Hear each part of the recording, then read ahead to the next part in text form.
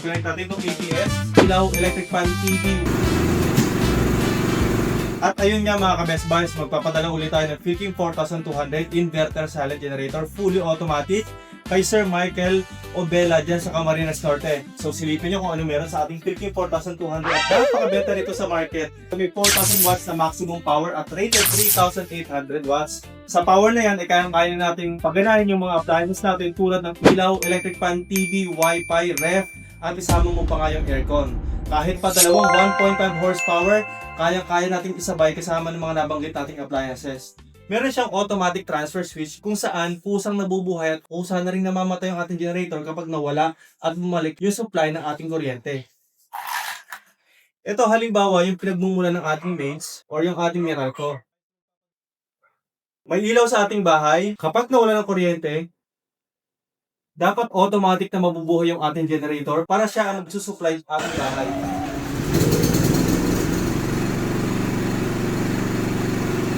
Hintayin na lang natin na magkaroon ng supply.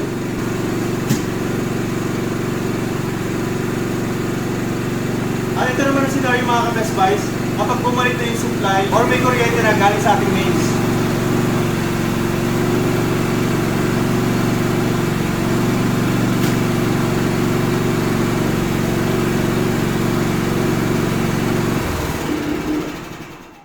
So, ganoon lang.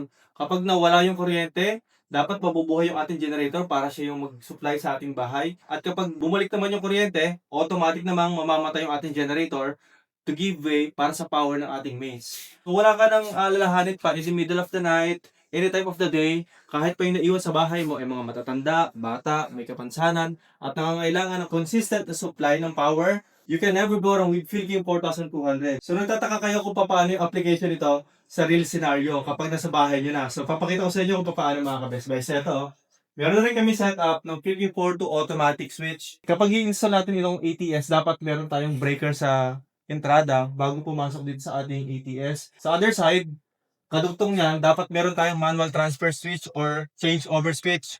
Para if ever magkaroon ng failure yung ating ATS, meron tayong backup na MTS or change over switch. So once na ma-set up mo na ito, wala ka nang gagalawin sa generator. I-maintain mo na lang yung oil level niya at lalagyan mo na lang siya ng gasolina kapag nauubos na.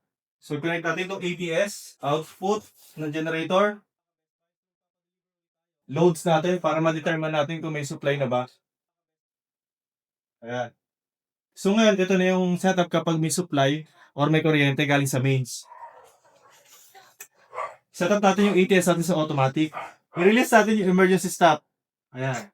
Hindi nabubuhay yung ating generator. Kasi nga, may supply galing sa mains.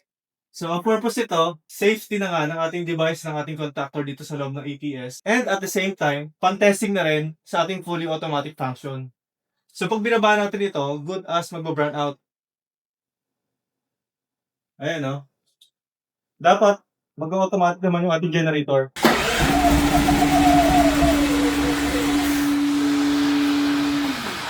So, na-testing na natin ito kanina, kaya naman sa second trial ito mabubuhay. Tingnan niya pag may i-save na natin generator.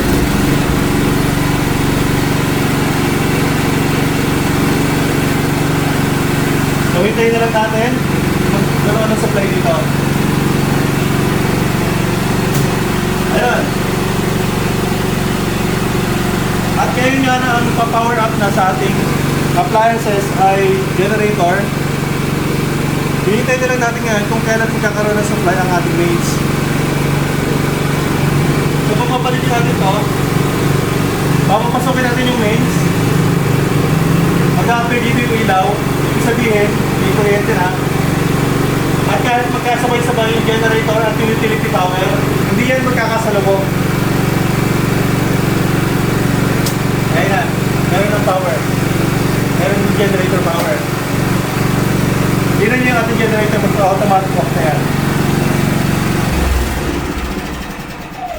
So nakita nyo ba mga ka-best buys? Even yung ating ilaw, hindi nyo na-recognize yung pag-transfer ng supply from generator power to mains. So yan actually nangyayari sa scenario ng ating bahay kapag nagkaroon ng kuryente at nawala yung kuryente sa ating bahay using our Philking 4200 inverter silent generator na fully automatic. Ang presyo ng ating Philking 42 IE2A inverter silent generator with automatic transfer switch 55,500 plus shipping fee, cash on delivery nationwide. Maraming salamat Sir Michael Obela ng Camarines Norte sa pagtitiwala sa Philippine Generators. Mag-ingat po tayo palagi mga ka-Best Buys. God bless po.